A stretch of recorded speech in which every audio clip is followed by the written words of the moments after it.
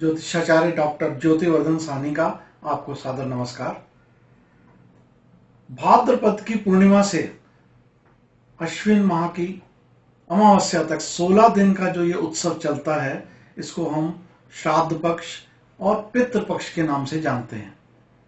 व्यक्ति के जो पूर्वज, माता पिता, दादा दादी या परदादा दादी, यानी 3 पीढ़ी तक जो निधन हुए हैं, वो यदि उसी तिथि में हम उनको भोजन देते हैं, उनका पिंड दान करते हैं, तर्पण करते हैं, तो ये बहुत ही शुभ रहता है और इससे हमें जीवन में खुशहाली, समृद्धि मिलती है।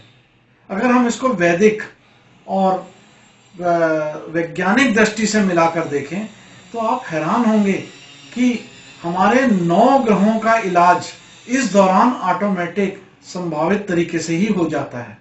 जब आप सूर्य को जल चढ़ाते हैं पिंड दान करने के बाद, तो एक तरह से आपका सूर्य प्रसन्न होता है।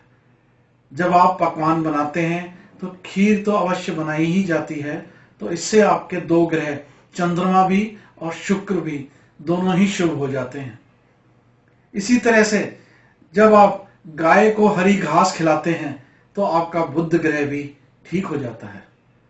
जब आप ब्राह्मण को निवेदन करते हैं, घर पे बुला के भोजन कराते हैं या आदर सहित उसको मंदिर में जाके भोजन और उपहार दे के आते हैं, तो इससे आपका बृहस्पति ग्रह भी उत्तम हो जाता है। जब आप अपने पिंड दान करने के बाद कौवे को भोजन कराते हैं तो इससे आपके शनि देव प्रसन्न होते हैं। जब आप यही भोजन, जैसा बताया गया है कि चींटियों को भी दें और साथ ही किसी कुत्ते को भी देना है, तो इन दोनों को देने से आपका राहु और केतु भी शांत होता है। तो आप देखिए कितना ही चमत्कारी है ये कि जब आपका पितृ पक्ष आता है तो पितृ अपने भोजन के नाम पर, अपनी कृपा के नाम पर आपको सारे देवी देवताओं, सारे 9 ग्रहों की भी कृपा दिला देते हैं।